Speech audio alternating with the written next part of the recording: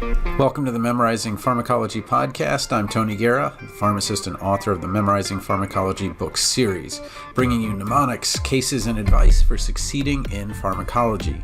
Sign up for the email list at memorizingpharm.com to get your free Suffixes cheat sheet or find our mobile-friendly, self-paced online pharmacology review course at residency.teachable.com/p/mobile. Let's get started with the show. All right, in this video, we're going to go over some HIV medications, and then we're going to get back to that OER pharmacology book, where we're going to go through each of the chapters, make sure it's available to those that would prefer an audio version. And today we're going to be going over HIV, kind of breaking it down into a more visual aspect. So I kind of drew out the different steps that the HIV virus goes through in its replication process. First, we have the binding process. The red is going to represent the actual HIV virus, and then this huge cell is going to represent the CD4 cell. So we have first binding, then we have the fusion. We have the reverse transcriptase of the virus components being broken down. Then we have integration of the virus component into the DNA. Then we have transcription or translation, which is just that replication process. And then assembly, forming into a new CD4 cell. And then the budding and maturation, where it actually cleaves itself and can go on into systemic circulation. So those are kind of the different steps. And we have a lot of different drugs that'll act kind of at these different components. So first we'll talk about our entry inhibitors. And these are going to work both at stages 1 and stages 2. So Maraviroc is going to be working at stage 1, or that binding site, and specifically there's a component called CCR5 binding site. So this specific medication is only going to work if we have an HIV virus that is binding to this specific site. A couple things about this one. So the brand name is Sal's Entry, so we can remember that entry, it's preventing the entry of the virus into the CD4 cell. And also I stumbled across this when I was looking into some HIV tidbits, tips, and tricks. For those of you that are familiar with Home Alone, the Home Alone video series, one of the bad guys, his name is Marv. And Kevin, he is trying to prevent Marv from entering the house.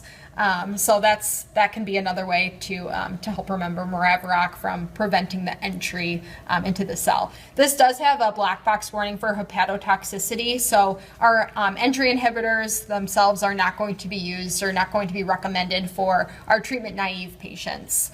Then we move into our second stage, which are going to be is our fusion inhibitor, and you can kind of see that fuse in the brand name here of Fusion. But this one too does have pretty severe warning of increased risk of bacterial pneumonia. So again, that's why we don't recommend either of these two for the treatment naive patients. Then we move into kind of that stage 3, which was the reverse transcriptase, and we have two different sections of drugs. So we have our NRTIs, our nucleoside reverse transcriptase inhibitors, and then our NNRTIs, which are essentially going to be just our non-competitive version.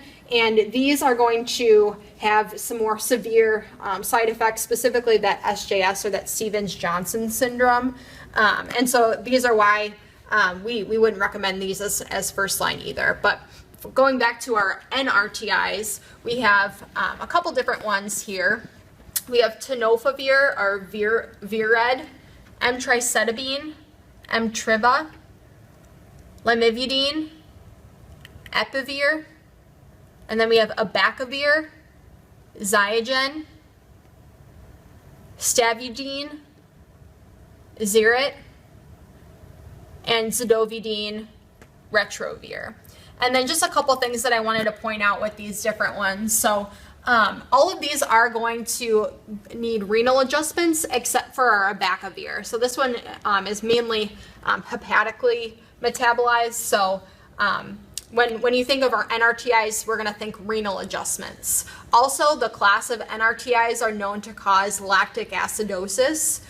So that's a big side effect profile for these medications too. Specifically for tenofovir, we're going to think a lot about nephrotoxicity and osteoporosis with this medication. Emtricitabine, we're going to think about headaches. And then abacavir, this one's really important to make sure that we're doing the specific genotype testing, HLA-B star 5701. And if a patient tests positive for this, then they cannot receive abacavir or any of the medications that abacavir is in because of the hypersensitivity reactions that it will cause, specifically that Stevens-Johnson syndrome. And then for zidovudine, we have the bone marrow suppression that's specific to this medication too. Okay, then we move into our NNRTIs, and again, the difference between the NRTIs and the NNRTIs are going to be that these are going to be non-competitive or a little bit less selective, and that's going to show itself in a lot of the adverse effect profiles. So again, just as we were thinking lactic acidosis with the NRTIs, we're going to think the SJS, Stevens-Johnson syndrome, or hypersensitivity reactions with our NNRTIs. And we have just a couple here that I'll point out. So we have Sestiva, which is known to cause suicidal ideation and depression. So I just underlined sus for suicide. That kind of helped me remember it. And then we also have nevirapine, and this one is going to be the most severe at causing that increased risk for SJS. And then it also has that Vera in both the brand and the generic that can help you remember that medication as well. And then we have the Edurant, which is going to cause that QT prolongation. So kind of just a couple specific side effect profiles to remember with the NNRTIs. Okay, then we move into our integrase inhibitors. So these are going to really prevent the integration within the host cell. So we have three main medications here that we'll point out, and these are all going to end in the tegravir. Are going to have that tegravir stem.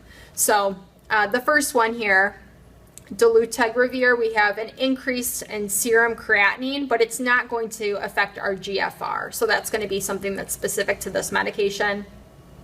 Then we have elvitegravir, and then this is known to cause headache and insomnia. And then raltegravir, and I associate the R's together in this medication for rhabdo or rhabdomyolysis due to that increased risk of CPK. A lot of these medications too, I like to point out that class side effects. So with our NRTIs, we had the lactic acidosis. The NNRTIs, we had the SJS. And then with our integrase inhibitors, this one we're going to really want to be careful with administering antacids, multivitamins, and other supplements with these medications. Another way that I like to think of integrate inhibitors too, so we have tegravir, so integrase, or we're integrating, so the name of the class of medications is inherently in the stem as well. And then moving into the last class here that we have are going to be our protease inhibitors.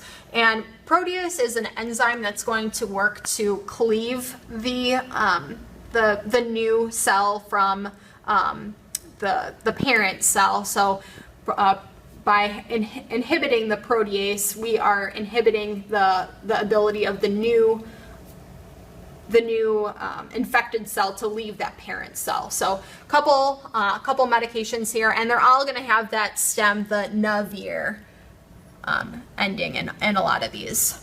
So we have atazanavir, or Rayataz, and I just pointed out that Ataz is both in the brand and the generic here. And then there are, and within this class of medications too, there are a lot of sulfa allergies that we need to be aware of, so I noted those. So darunavir, this one is one that we need to be aware of with the sulfa allergy. Fosamprenavir. This one as well, we need to be aware of that sulfa allergy. Indinavir, Saquinavir. This one we need to be aware of the QT prolongation. Tipranavir. This one also has that sulfa allergy component to it.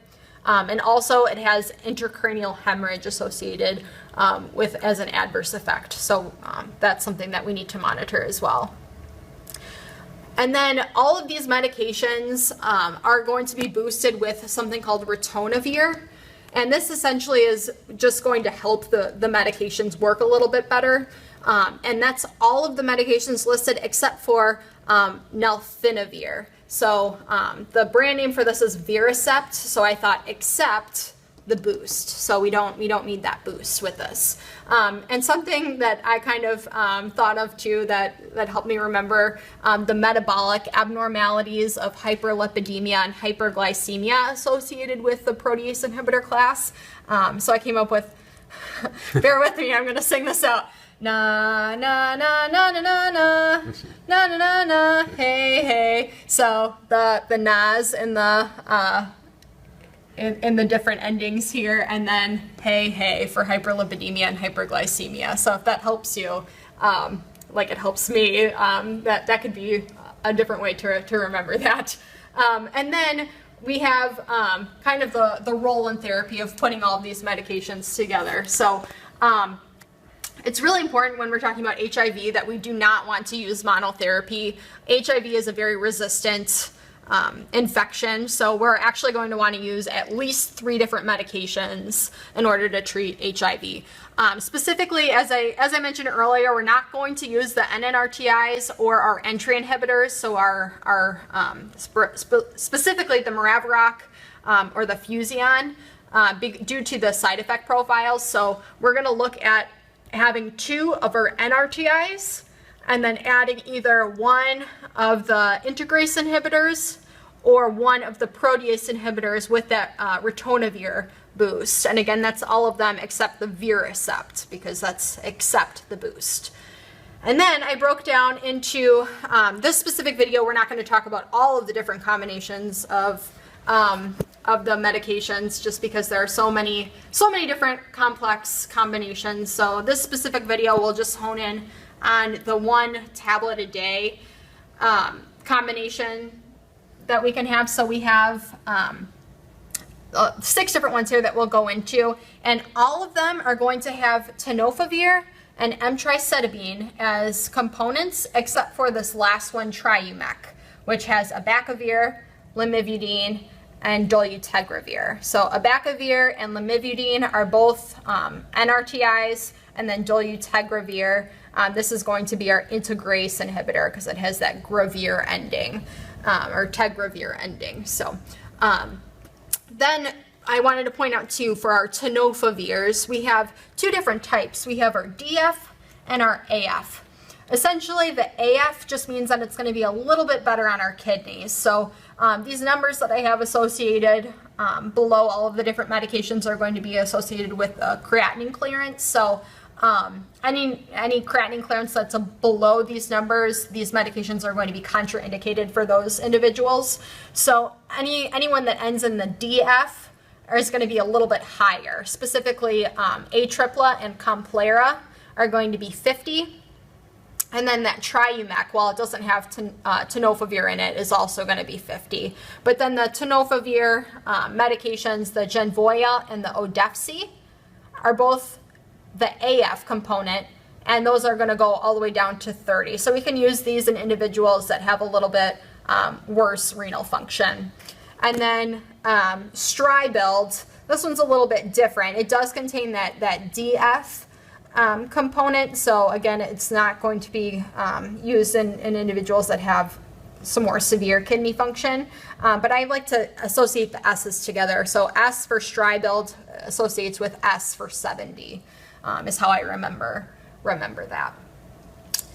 Okay, and then we'll move into our opportunistic infections down at the bottom, because oftentimes individuals that have HIV aren't going to die from the HIV. They're going to die from the infection that takes over due to the decreased immune response. So I specifically went into just the bacterial component here. So I have three different charts. So on the left here are going to be the specific infection that we have. So we have PCP, Taxo, and MAC. Then the middle component that we have here is going to be the CD4 count. So less than 200, less than 100, and less than 50. These are the numbers once a patient gets below a CD4 count of these numbers, that's when we're going to initiate the prophylactic therapy. And then on the very right here, we have the specific drug regimen that will be initiated. So for PCP, it'll be the Bactrim or sulfamethoxazole with trimethoprim, and that'll be either a single strength or a double strength every day. Then for the Taxo, we have the sulfamethoxazole, trimethoprim, or the Bactrim, and that's just one double strength every day. And then when our CD4 count gets really low, then we're going to add in the macrolides. So I associated the M for the MAC infection, and specifically we're going to have either azithromycin or clarithromycin. Azithromycin, it's going to be 1,200 milligrams a week. Or it can be dosed at 600 2 times a week, and then clarithromycin is going to be, I'm blanking on the specific dosing, but it's 2 times a day. I need to review that specific dosing. But a way that you can help remember the order of these specific bacterial infections, I associated P, T, and M. So prevent bacteria from taking over me. So P, T, and M helps you with that. And if you can remember that 200, then you can just divide by 2. So 200 divided by 2 gets you at 100, and then 100 divided by 2 gets you at 50. Is a way that you can remember that. And then we have, last but not least, as I mentioned, we had, it was really important in treating HIV, we want to have at least 3 different medications, but we do have something called PrEP therapy or pre-exposure prophylaxis. And this is composed of 2 different medications. So we have emtricitabine and tenofovir. And both of these are going to be the NRTIs, and the brand name for that is Truvada. So these are going to be, or this medication is going to be administered for patients that are at risk for developing HIV. Thanks for listening to the Memorizing Pharmacology podcast. You can find episodes, cheat sheets, and more at memorizingpharm.com. Again, you can sign up for the email list at memorizingpharm.com to get your free Suffixes cheat sheet, or find our mobile-friendly, self-paced online pharmacology review course at residency.teachable.com/p/mobile. Thanks again for listening.